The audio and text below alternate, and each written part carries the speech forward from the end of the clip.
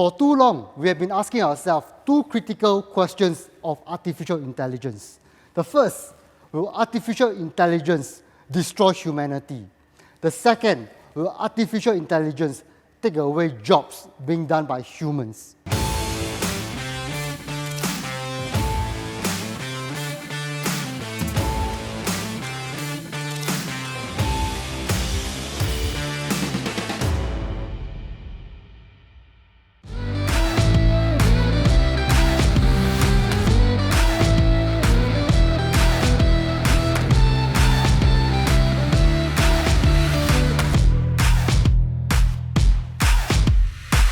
Hi everyone, welcome to the Tony Tan Show and podcast.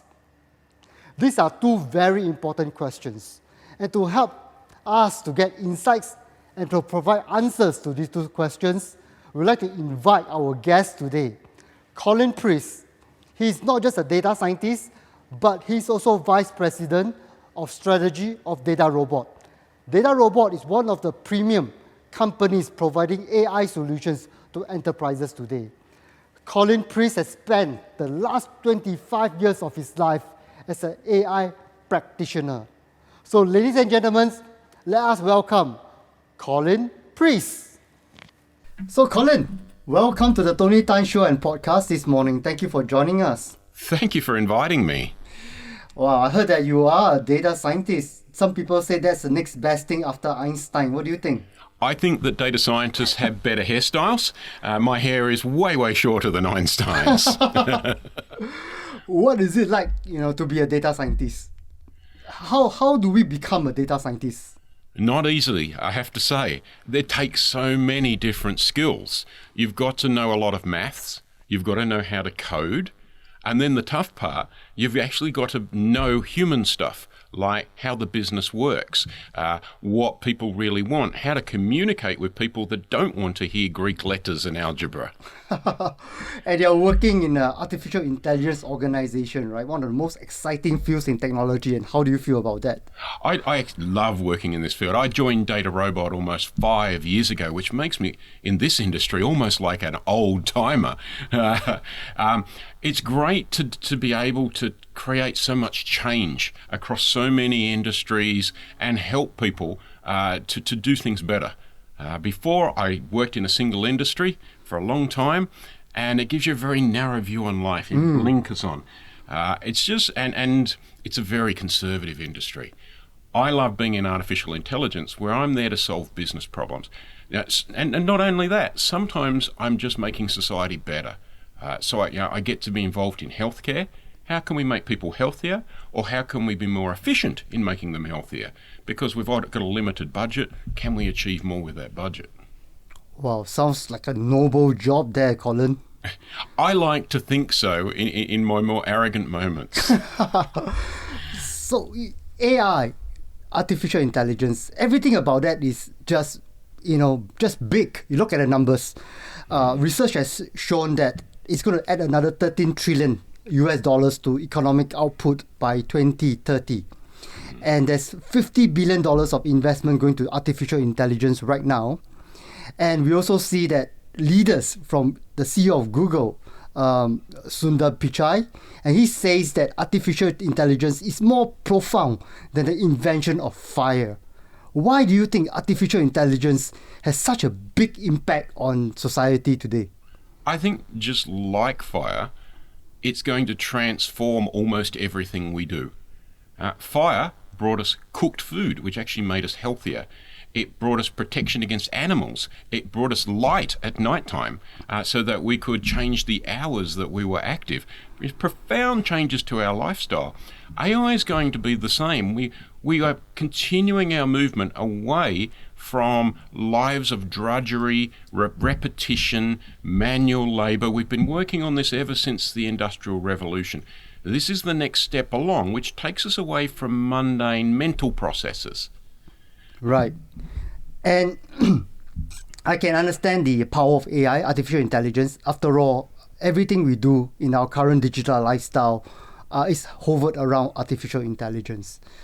But this topic is very divisive. Right? There are people who think that AI is going to help us to solve new problems, And there's another school of thoughts that thinks that AI might one day turn against us. People like Elon Musk, for example, Stephen Hawking, right? Why is AI so divisive in your opinion? I think because it's so new. As a culture, we haven't got comfortable with it yet. It hasn't been stable long enough yet. And so there's a lot of confusion. And whenever you've got confusion, you end up with divisiveness. I believe some of what both sides are saying, but I think in the end, the truth is somewhere in the middle. AI is just another machine that we design to do what we want it to. The good will come from when we design it to do good things. The bad will come from when we design it to do bad things. You can think the same of almost any invention throughout society. Fire, is it good or bad? It can be used to burn down someone's house, or it can be used to make the most beautiful cooked stew. I know which I prefer of the two. Definitely, same here. And I guess Hollywood is not helping. They're just adding so much more confusion.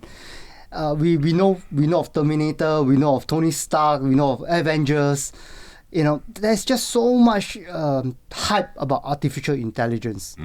And we understand there's three forms of artificial intelligence. Artificial narrow intelligence, artificial general intelligence, and artificial super intelligence. Colin, we are confused. Where are we? Could you give us an insight about what's the difference between these three? Sure. Where we're at the moment is artificial narrow intelligence. What we mean by that is that you can train an AI to do one narrow task under certain controlled circumstances. It has no common sense. It has no general knowledge. It has no idea of right and wrong. It has no idea when it's getting things wrong. It just knows what it was taught. It's a bit like we design a sausage machine. It's perfectly okay as long as you're making sausages with it. You try it out on anything else and you're just going to make a mess. But the beauty of this is that many of those narrow tasks are things we were wasting human talent on.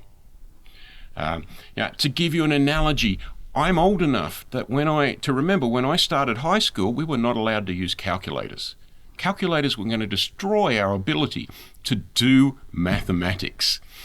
We had to use log tables. We had to do everything manually. What a boring thing that it ended up making people think that maths was boring. In fact, I thought it was boring.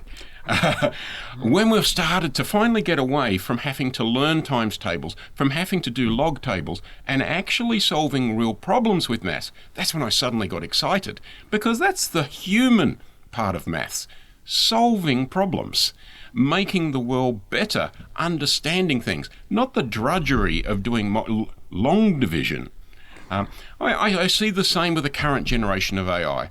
We are training AIs to do things that humans would be better off automating to free us up for what we're truly great at. And that's narrow intelligence. That's called narrow intelligence. Now the next step up, and we are nowhere near it, is artificial general intelligence. And this is going to require multiple breakthroughs in technology. For a start, the amount of hardware in the current technology that would be required to replicate human intelligence would pretty much soak up the world's entire energy budget. Some people worried about global warming now, wait until you try and build something like that. Artificial general intelligence is something approaching what humans can do. Being able to reason, not just do what you were taught. Being able to apply common sense, general knowledge, link two things together, to be able to be creative in ways that you weren't taught to be creative in. That's artificial general intelligence. Now, in reality, we are at the bare minimum decades away from that. We need huge technology breakthroughs, not just in the hardware, but in the design of artificial intelligence to achieve that. So that we haven't even started along that path. Artificial superintelligence is really more like when we build stuff that's smarter than humans. Now, in my more cynical days, I start to think that pretty much anything would be more intelligent than the current generation of humans. But then someone comes along and does something amazing and changes my mind about that. Super intelligence is even further away than general intelligence. And we don't even know what that would look like. But how can we envisage something that is smarter than us? By definition, we're not smart enough to envisage that. And personally, I don't think it's something we need. We just need humans to get more human and do what we're stronger at. But why are we seeing Microsoft investing in OpenAI? We have seen DeepMinds, and we've seen Google, and every one of these organizations is trying to solve the issue of general intelligence. In fact, some of them even claim that it's just around the corner. All right, and we see that recently OpenAI has created new leaps forward in the area of natural language processing, right? And they make big statements about general intelligence. Why are we hearing these conversations? Because of the money. That's my guess. We are nowhere near this.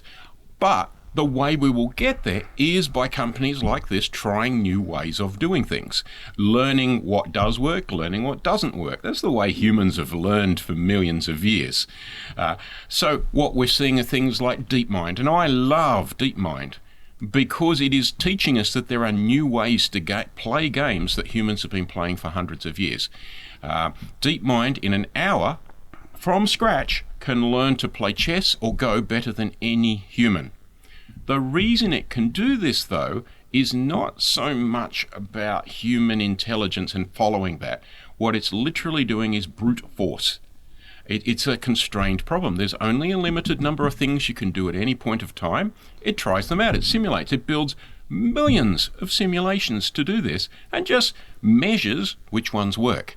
It isn't applying any logic to get there. Now, in real life, you can't do that. Say you're trying to design an AI surgeon. An AI surgeon cannot run millions of random experiments to see which ones don't kill the patients. Right. They don't have the time, and after they've killed a few, they won't have the patience. Definitely not. We can't learn that way. But what we might learn from this is what not to do, or the constraints of the current technology. And then ask the right questions, because the way forward is always to ask the right question. You mentioned Einstein before. He said imagination is more important than knowledge. And what he meant by that was imagining something other than what we currently know and finding the right questions to ask. And the biggest changes in science in the last 100 years is because someone asked the right question. We've got others out there. Elon Musk. I got a bit of a love-hate relationship with what he does. You know what I love? I love SpaceX because he asked the right question. Should we be doing it this way? Can we do this? Can we do that? And the most amazing thing I've ever seen was 2 rockets that he's got landing next to each other simultaneously. Humans can't do that. And that is a great example of narrow AI, by the way. They taught a narrow AI how to land a rocket. And they could do that via simulations because the physics is well known and it is constrained. But we are so far off these other things. The language generation, I was reading about that yesterday. The amount of compute power it took to build that latest version of language generation, it cost more than $10 million just for the compute power. Wow. Then there's the energy cost to design that. We are talking a town full of electricity use, effectively, to train up these systems. Now, that's not something that everyone can do. It's not the right way forward, but we need to run experiments to find what is the right way forward.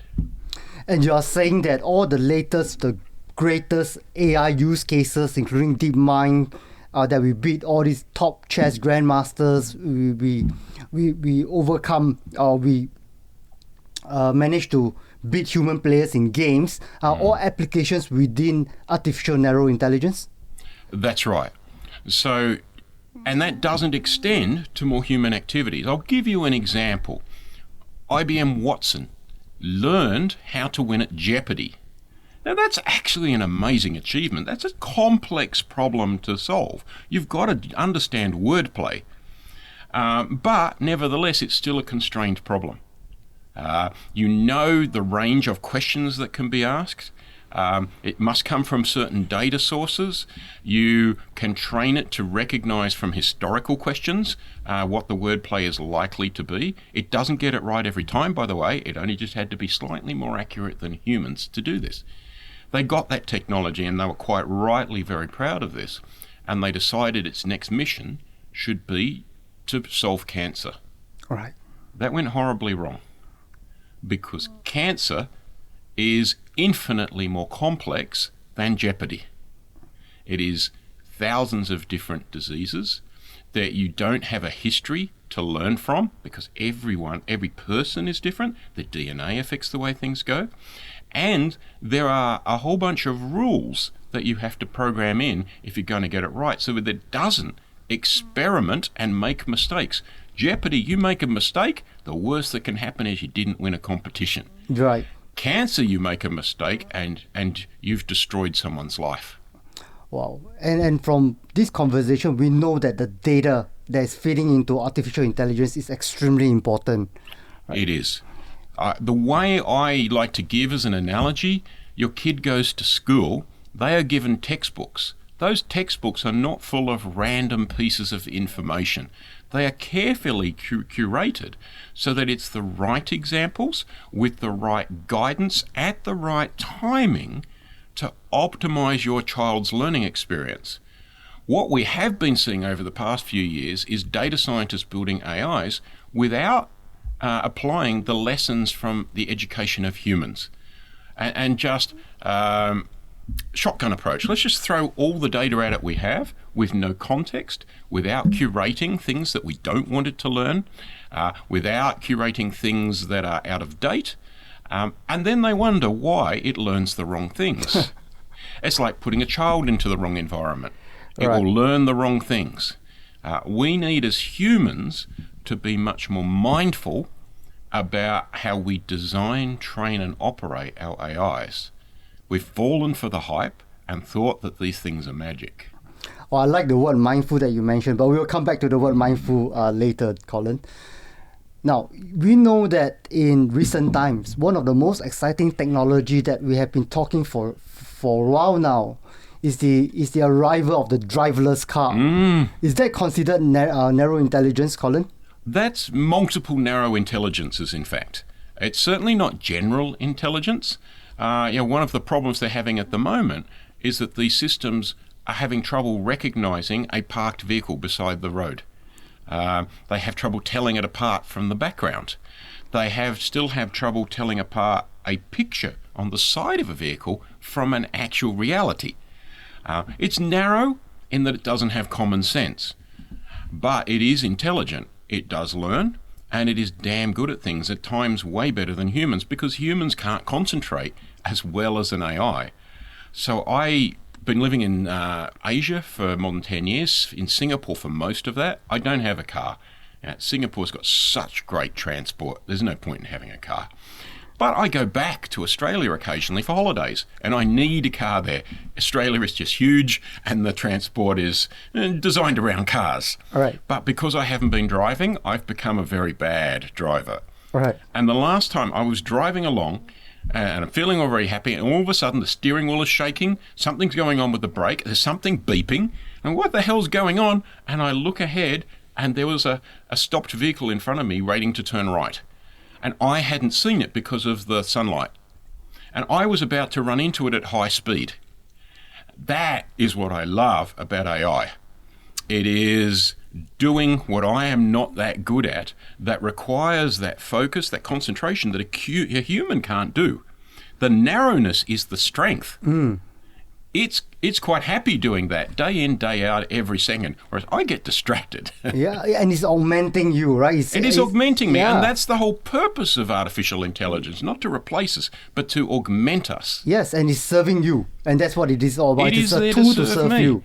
I had someone ask me last year at a conference, will we get to the point where I have to negotiate with my car to get it to take me somewhere? No, never. The car is designed for that. Its whole purpose is to take you where you want to go. Right. Will we ever see a day that we see these driverless cars on our highway in the next couple of years that's totally without human intervention? Not in the next couple of years. It's proving more difficult than they thought it was going to be.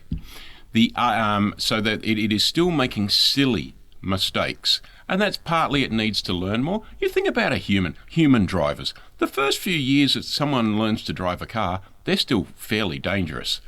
It takes years for a human to learn this. We shouldn't expect more of a computer, particularly given that humans have had millions of years of evolution that suit us to this. So I don't think we're going to see completely driverless cars on Singapore roads in the next few years. What we might start to see, though, is in more constrained circumstances, like a minibus going around a university campus where it's a fixed route, it's under fixed conditions, it doesn't go at high speed. It's once again a constrained problem, making it more like the problems that DeepMind solves, where there's more constraints. And that's going to be a good thing because they'll learn from that, and that'll get us one step closer to the fully automated cars. Meanwhile, though, I'm looking forward to more and more cars benefiting from this technology to make human driving safer. Yes. To augment the human drivers. Right. In fact, a lot of these autonomous systems that aid us to be better drivers are already here. Yeah. We have already benefited from some of this research that's going on. And I would say that most of the modern cars will have so much narrow intelligence in them already currently. They do, and some of this has been around for a while. I remember the first time I had a car that had anti-lock braking. That's a form of artificial intelligence, and that was back in the 90s. And that made my car safer. I could stop faster because it didn't skid anymore. We've had for a long time where it beeps at you if it looks like it's going to reverse into another vehicle. Now, I've been in a car where someone completely ignored that. It's beeping away, and the next thing we know, we've crashed. So we've still got the problem with the damn human there. Yes, it's a question of trust. But we're getting this more and more sophisticated, which I love. You're in the taxis in Singapore now. You hear it beep when they've got their right blinker on to change lane, but there's a car in the blind spot. That I love. Now, by definition, you can't see what's in your blind spot, but the car can. Yeah, and this is another example of what sort of augmentation that we are talking about, a human-machine interface working together for the common good. Now, let me come back to the two most important questions of the podcast. Will AI take over and destroy humanity? Colin, what do you think about this question? Not unless someone designs it to, and they were successful at designing it to. AI, like every other technology, is a machine that is built to do what we want it to do. I'm old enough to remember the end of the Cold War, Russia and the USA. And I remember in the 80s, we were really scared. Reagan was posturing. We were really scared that there was going to be a nuclear war. Nuclear power, on the other hand, it has many good things about it. It's actually good for carbon emissions.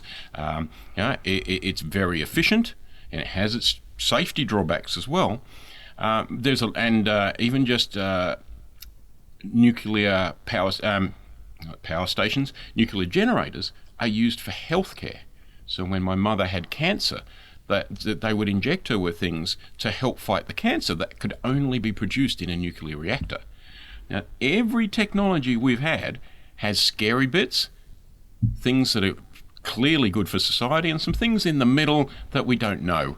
I don't think that AI is going to destroy society. I think the fact that we're asking the question is why I'm positive.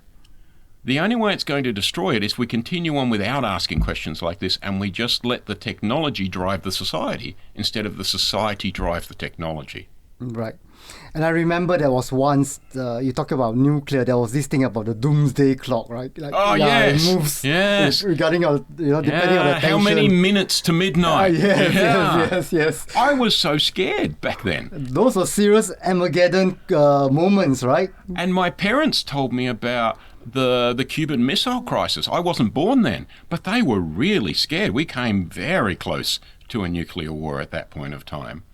And yet now it's not that much of a risk, certainly at a widespread level, because we've solved it a different way. We've solved it by having trade.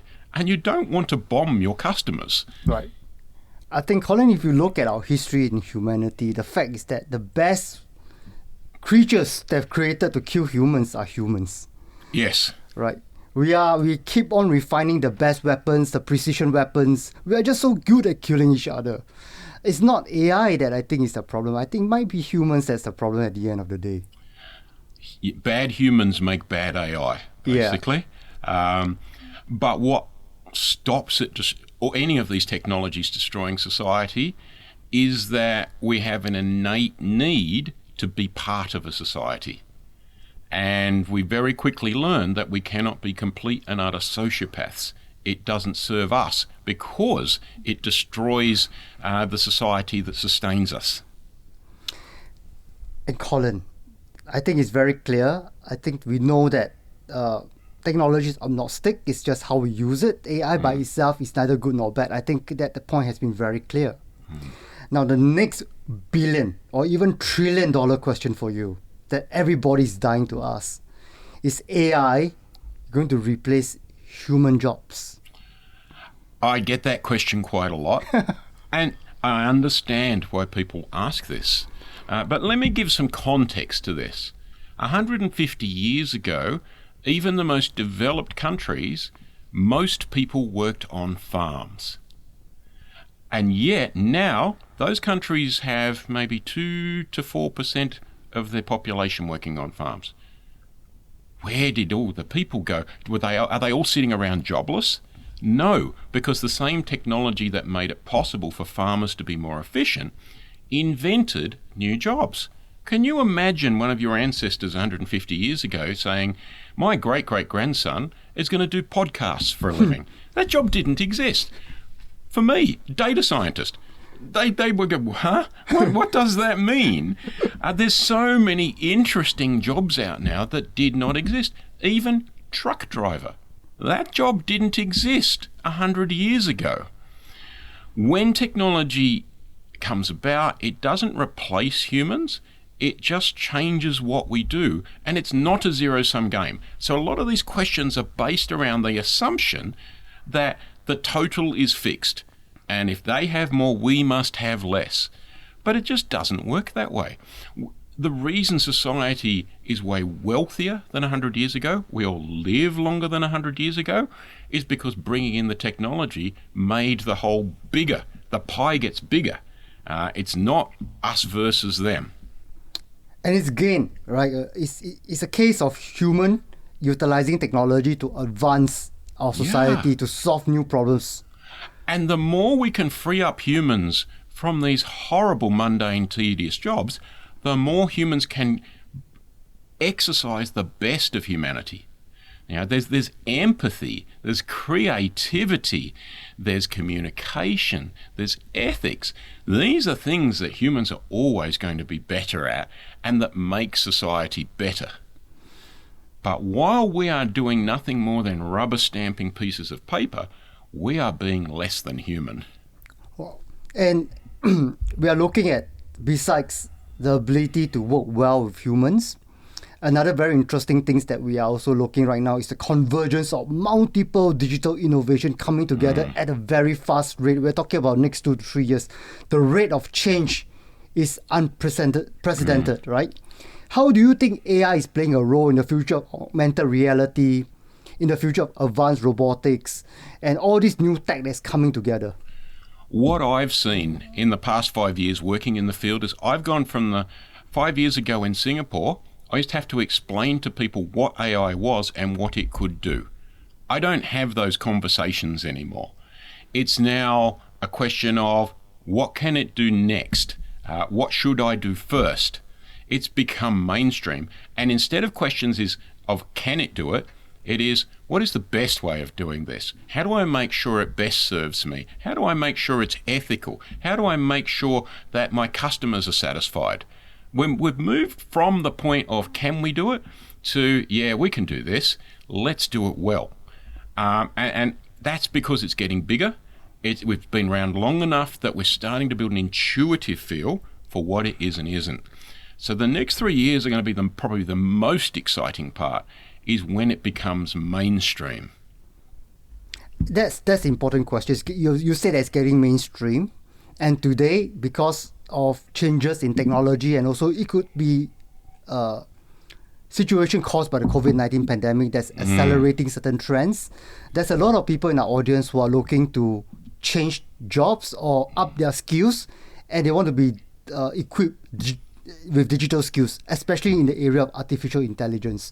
What are some of the tips that you can share with them that they could adopt so that they can transit to these new roles? Yeah, so there's two different streams of work you can do with artificial intelligence. The most obvious is the technical side, being someone like a data scientist. Now, the best way to do that is do one of the great university courses that exist here. But do more than just that. Get your hands dirty, experiment, go in competitions, volunteer for data science for good organizations that just go and help not-for-profit organizations. Ask as many questions as you can. Be curious and link it back to real life. Don't think that you can get a job that is just about the maths and the programming. Where I get more excited, though, is about people who interact with artificial intelligence. That's where we're going to see a ton of growth in jobs. We need managers that, instead of managing people, manage artificial intelligences that apply the same HR principles, but to an artificial intelligence. Now, you're not going to have to worry about whether that AI is engaged or motivating it to do its job. You've programmed it to, it will. What you do have to worry about is how well suited is it to that job? Is it meeting its KPIs? Has the world changed so it's now out of date and it needs retraining? Does it need more resources? Has the job grown, but it hasn't grown? Those are the sort of things that you want to manage about an artificial intelligence. Or has the nature of the job changed and you need to change what you're instructing it to do? We need people that can take that leap from managing people into managing systems. And we need them to be more people and business focused, not IT focused. Because the real failures out there are failures about ethics, about reputation, or about solving the wrong problem. We also need people that can train the AIs. Now, historically, that's just been the technical people, and that's where things go wrong. Because the technical people worry about the maths. And then they go and solve the wrong problem. And it's not their fault. If no one ever told them the organisation's values, how are they going to put the organisation's values into the training? You need people that understand the customers, that understand the regulations, that understand the business processes, that understand organisational change, and most of all, have critical thinking. They can stop and go, but should it be like that?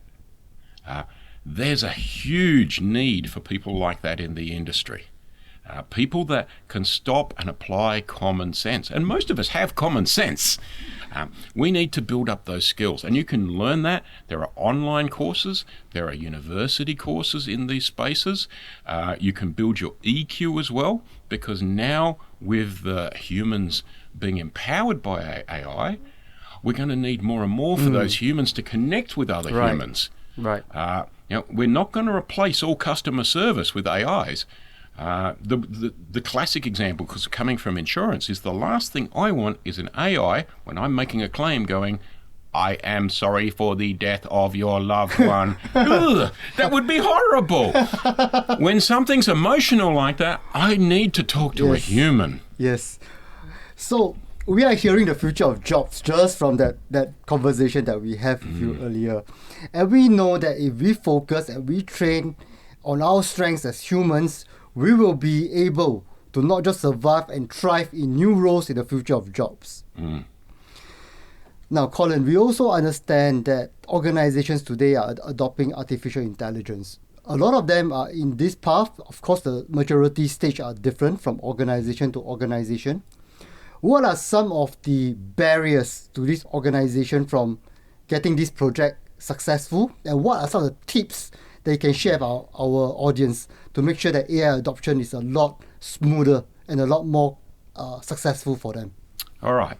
The first one, the biggest problem I see is people trying to do big bang because it sounds so exciting. But that is bound to fail. You're trying too many things at once. You're juggling too many balls. This technology is new. Almost no one in your organization has tried it before. You're best off starting small. Start with some small use cases that you have a very good understanding of, where you know you've got the data, you're very likely to succeed, and you're likely to succeed in less than 3 months. Because if you do that, when things do go wrong, and they will, because it's a learning experience, you'll be able to overcome them because it's a small problem. You'll get results out quickly, and you're going to build excitement. You're building experience at the same time. So don't start big bang, start small, and gradually expand as you learn. The next one along is make sure you're very clear about what you're going to achieve. Don't forget you need to change processes, and don't forget about organizational change. People get all excited about the technology and forget that an organization involves humans. Are you making the experience better or worse for your customers, and better or worse for your staff? Have you given them more manual work because you haven't designed the new workflows well? Are you asking your customers to do more that is annoying? You should be trying to take away those frictions in their experience. And thirdly, be very clear about what your values are. What are your ethical values? What are your goals as an organization? And link up the people that understand that, understand the business, understand the customers with the technical. You can't do this with silos. You need multidisciplinary teams that have synergies. You need the technical people to make sure you've got the technical stuff right. You need the business people to make sure what you're solving is practical and you're solving the right problem. Get them together. If you don't do that, you're either going to end up with a science experiment, or you're going to end up with something that just isn't reliable, isn't technically correct. Get people together. So we are hearing three things, right? We are hearing take small bites, start somewhere, start small and grow from there. We are also hearing, earlier you said, how to bring and communicate and get the team to function as a group to bring the best together, right? And I also want to ask you, right, to make sure to enable all this success in terms of AI implementation, and also with the convergence of technology. Leadership today is going through profound changes, right? To drive the change, right? To drive the culture change that you are talking about, the end user experience for both your internal employees and for your customers. I think new leadership skills are now required, right? Some people call this digital leadership. Some people call it leadership 2.0.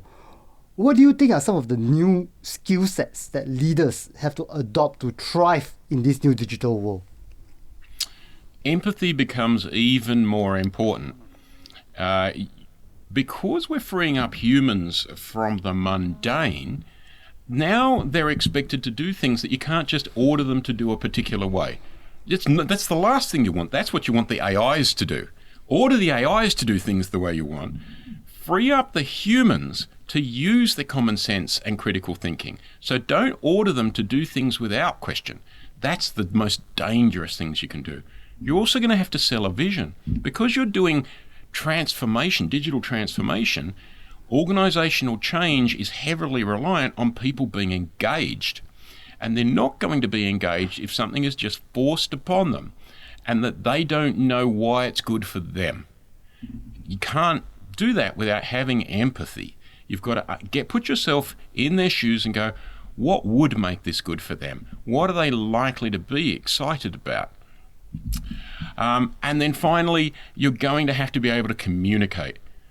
Too many of these failures happen because the people building it don't know the big picture of what they need to achieve. They don't know the organisation's values. They don't know the organisation's strategies. They don't know the constraints. And so they go and build something, all in well-meaning, that just doesn't align with what the organisation needs to do. You mentioned about empathy. I mean, there's so much reports, especially today, about empathy. I think it's not just because the rate of change is just so fast and the disruptions are just so fast. And it's also because we have different generations of people that's coming in to work with different perspectives. We've got Generation Z, we've got millennials, and their culture and the way they think is different. And I think when you say empathy, I think it is important for us to then link and bond with these different generation of workers in an organization. And we are seeing also a recent trend about people are following people more than people are following brands. How do you think, how important is personal branding in digital leadership, in your opinion, Colin? I think it's fairly vital because it drives trust. And when you've got change, when you've got uncertainty, you need trust. And people in the end trust a human. We're actually hardwired to be able to trust a human or not. We decide one research showed 42 nanoseconds it takes us to come to our first decision about trusting a human. And that's because we're hardwired to read body language, to pick tone of voice, and that's how human society has worked. We couldn't survive as humans as a society without that. But if we can't do that, if it's just robotic leadership, it's going to go horribly wrong. People won't trust. They'll resist change. They'll be kiasi. They might even be kiasu. Why should I be the first one to change? Right. What we really want is everybody working together. And without empathy, you don't build trust. And without trust, you can't have change. You can't have engagement. Right. And you mentioned so many times that I pick up throughout the podcast the importance of communications, which is uniquely to humans. And in this virtual age, right, where we have Zooms and because of this COVID-19 pandemic, we are doing a lot more presentation virtually. How important is communication skills to a leader?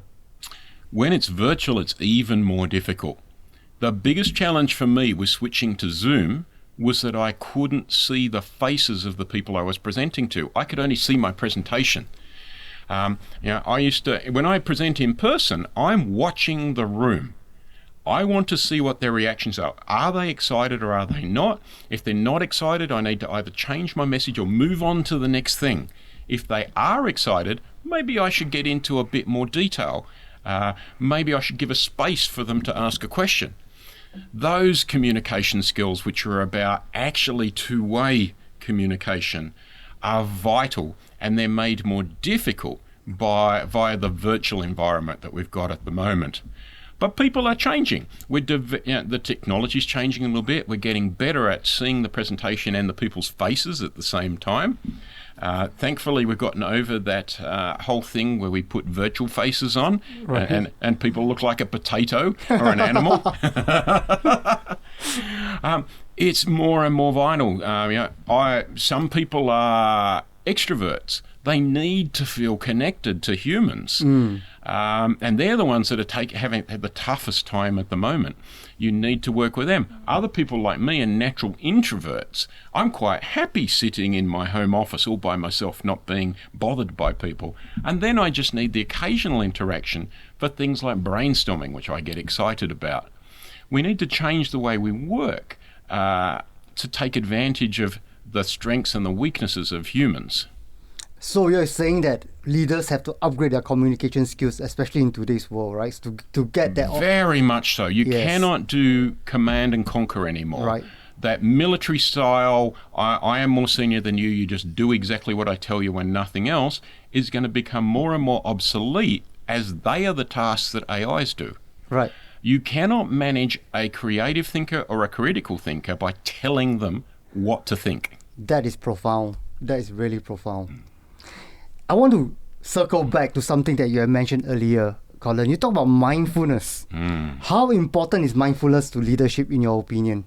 Oh, multiple ways for a start. Mindfulness has been shown as the way to develop your personal EQ. And that personal EQ includes things like communication, like empathy, like values, like self-control. But on top of that, there's the sense of mindfulness in how you run a business. Is it just going with the flow, or are you actually directing where it is going? Are you aware of where it's going even? Now, the whole essence of mindfulness. And I see this going wrong in AI projects all the time. People are not being mindful. They're not making decisions about where the project is going. They're not observing the actual behaviors of the artificial intelligence. They're not thinking about whether those decisions are compatible with their goals. They're not even often thinking about what their goals are. They've stopped and become robotic themselves. Yeah. We need to be mindful. We need to think through what we actually want to achieve. Therefore, what decisions are we going to make as we go along to help achieve that? And we've got to observe what is actually going along. Do we need to change course a little bit because the world is different to what we expected it to be? Right. And mindfulness is that pause in your life, right? Is that focus, that in the presence 100%, so that you do not react, you respond to a situation, so that we are making better decisions as humans. And that's not something that AI could do as well. Yeah, stop being so busy doing and stop and observe and think. We need that time out to do it well. It's so easy to get caught up in the hype, but mindfulness can help us to notice hype, notice our reactions to it, the emotions. Why am I making this decision? Is it something that's related to what I really need, or have I got caught up in the hype? Why did it just make this decision? It's not, I can't just go, well, the AI said so. Let's observe, what if I did this differently? Is it something that I like or don't like? Why do I like it or not like it? Is it my expectations are wrong, or is it the decision that is wrong? It's so easy to get caught up in the rush of bringing in the new technology and not stop and meditate over what the right way to do this is. It's so interesting to hear a data scientist talking about mindfulness and words like meditation and be in the present and taking that pause. But essentially, Colin, I think that this fusion of mindfulness with advanced technology is the key to unlock human potential, in my opinion. It is the true strength of humans. Now, AIs need some more mindfulness too, by the way. One of the things that surprises people is when I describe AIs as arrogant. And they go, but it doesn't have emotions. But I mean in the sense that it thinks it's right all the time. It's not self-aware enough to realize when it's getting things wrong. It's not self-aware enough to realize when the world has changed and it's still doing the same thing. So what we're starting to see as a movement this year is humble AI. And you can train it to do this. You can train it to realize when the world has changed. You can train it to realize that when it's dealing with a human, that human is getting very upset. And maybe you should triage this problem off to another human instead of an AI. Yeah. You can train it to realize that it doesn't know everything. Right. And once again, let's put it through to a human expert. That's what I'm liking out. That, in a sense, is mindfulness. That's what I think is going to make AI even more human-friendly. Yeah. You call it humble AI. I call it AI with wisdom. Yes. Yeah, part of wisdom is being humble enough to know you don't know everything. Yes. So, Colin, right, you are a data scientist. You are a vice president of one of the most technical, advanced organizations out there today dealing with artificial intelligence. I'm sure your life is not all about, a linear, smooth sailing story. Is there a time where you had a low point in your life, and what was your reaction or your emotional stage at that time, and how did you recover from that moment?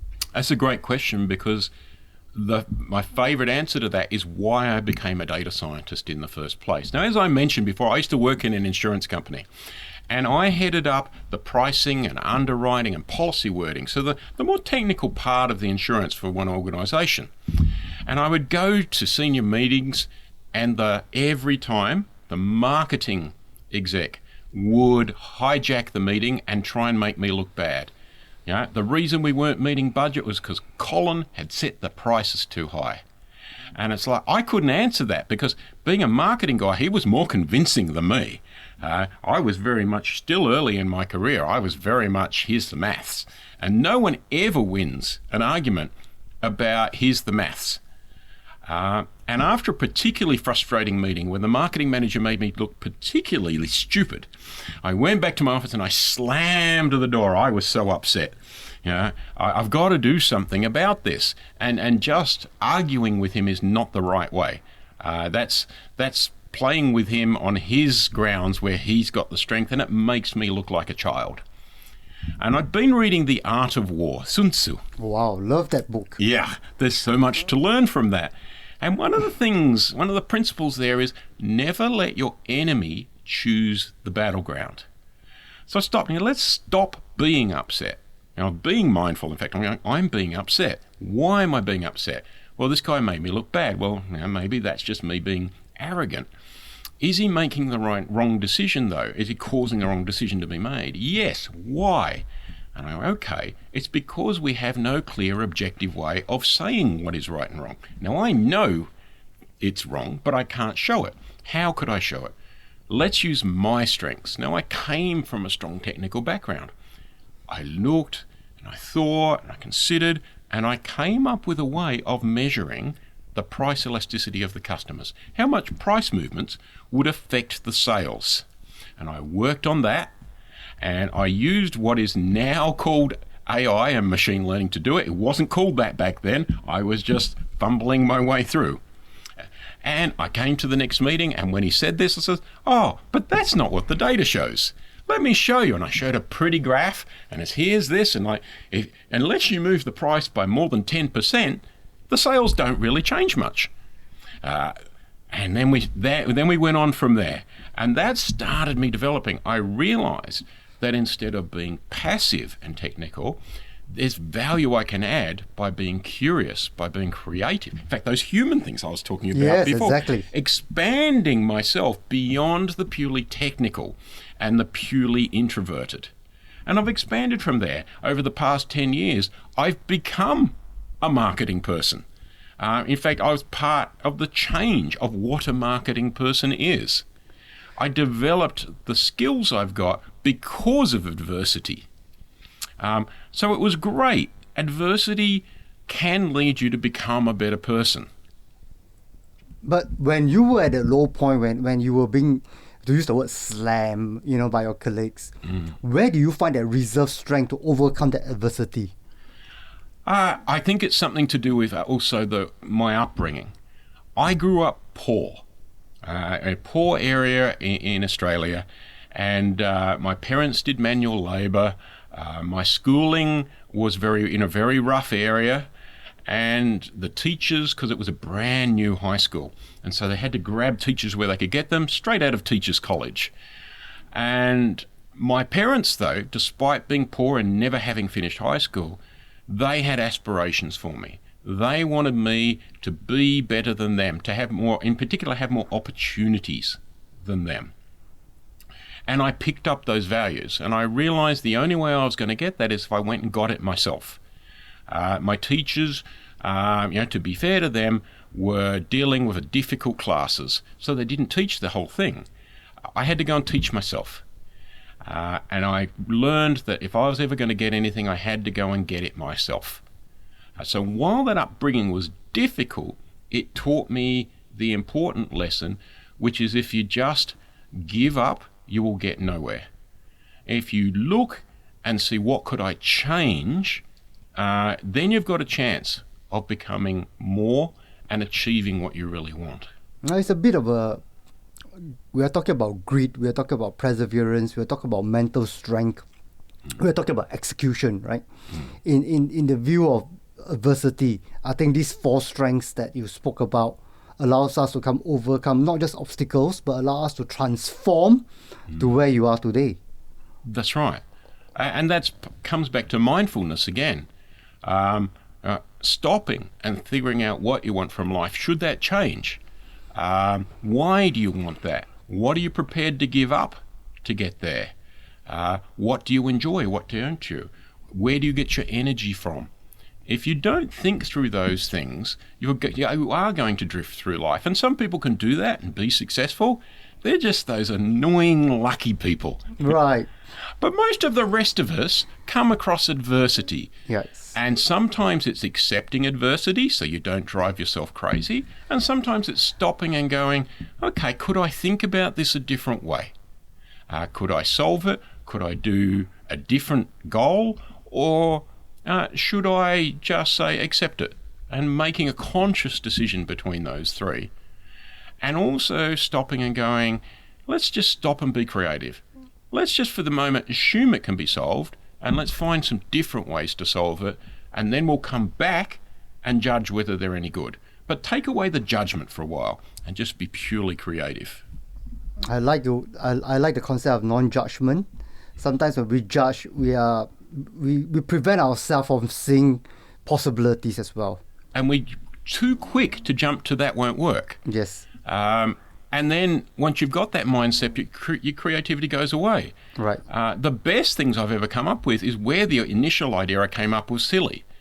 But figuring out why it was silly then prompted me to think about how we could fix that. And then I started to get better ideas. Rather than just writing it off and going, no, next thing, that just won't work. So Colin, thanks for sharing this. I mean, there are a lot of things that we can learn from this story. And while we are going through this journey called the University of Life, while we are going through this overcoming all this adversity and growing, is there a quote that is central to you that you use that quote to live your life by? Yeah, we were talking about adversity and how we get through that. One of my favourite movies ever is Monty Python's The Life of Brian. It's from 40 years ago now. Yeah. I'm just doing the calcs in my head. At the end of the movie, there is a song, and there's a phrase from it. Life's a piece of shit when you look at it, but life's a laugh. It's just a joke. It's true, and it's not being a Pollyanna. It's not ignoring the difficulties in life. It's saying, don't take it all too seriously. Find something good that makes you feel good in what's going on. You can control your reaction to what's going on in life. And yeah, there is still shit. You don't have to pretend there's not. But you can find a joke in it. And that's the real thing that I like about humor, is it makes you stop taking things too seriously. Because if you take things too seriously, you're now in a closed mindset. Yeah, and sometimes you got to laugh at yourself. If you can't laugh at yourself, now you've got a problem. Yeah, Yes. and it reminds me of Forrest Gump, right? Life is a box of chocolate. Yeah, and he never took himself too seriously. Yes. Yeah, I think that allows us to cope. It is a very strong mechanism for coping with the challenges of life sometimes. Yeah, you look at this year. This year has been challenging. People say, "Oh, I got locked. I had to stay inside, but I like being around people." Well, I'm the opposite. I'm an introvert. But what I disliked was now I was stuck inside with people. But you just be conscious of that. Well, how can I make that work? What is the good side of that? How can I have a bit of a laugh at myself about that? Yeah, conscious and mindful about that, right? Yeah. Which brings me to the last question, Colin. COVID-19 has created so much disruption, and there's a lot of bad news out there. But I personally believe in every situation, no matter how bad it is, there's always something good. There's always a light at the end of the tunnel. What was that something good for you in this COVID-19? For me, it's making us much more conscious about work-life balance and about what really matters in life. Is it all just about making more money, or is it about looking after our families, looking after our communities? And the thing I really love about Singapore is that, unlike some other countries, someone says, you should wear masks because it'll keep other people safe, and people go, okay. That is just what I love about the culture of Singapore. There's none of this, you're taking away my rights. It's, Okay, let's do the right thing for others. I might get annoyed by it sometimes, but let's have a laugh at that. My annoyance is nothing compared to putting elderly people's health at risk. I had an old school friend contact me yesterday. She's recovering from cancer. I don't want to risk her life. She's a decent person. She's trying to do the right thing. This is what I like, and it's making us stop and think about how we do things. Our organisations have been talking about AI for ages because of all the hype. Now it's really clear to them where it's going to help them and help their customers at the same time. We've got to have a way of social distancing. We can't do 20th century paper-based processes that take too long, that put us at too much risk and just annoy everybody. No customer wants to fill in a form, and no staff member wants to review forms and rubber stamp them. Yeah, I think that amplifies why AI again is a tool that augments us and help us to grow through crisis as well, like this pandemic. And the other thing that you mentioned is go back to the roots of us being humans, about doing the right things, about looking at the basics of what makes us tick as a human race in this COVID-19. It's a great teacher, wouldn't you say? It is. Sometimes it takes a crisis for us to stop getting caught up in the everyday. Right. So Colin, I have learned a few things. I learned there's hope for me because I know AI is not going to destroy me and certainly it's not going to take away my job.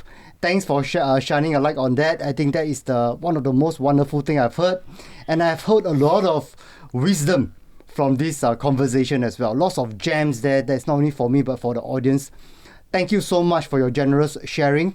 I think we have benefited immensely from this conversation. And once again, thank you for joining our show, and we look forward to see you soon. Thanks, Tony, for inviting me and asking me to talk about stuff I'm passionate about. Thank you, Colin.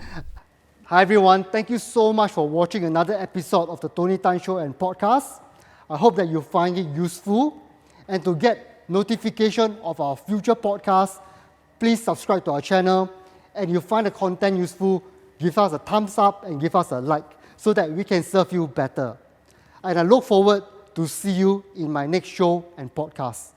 My name is Tony Tan, and I'm bringing the future into the present.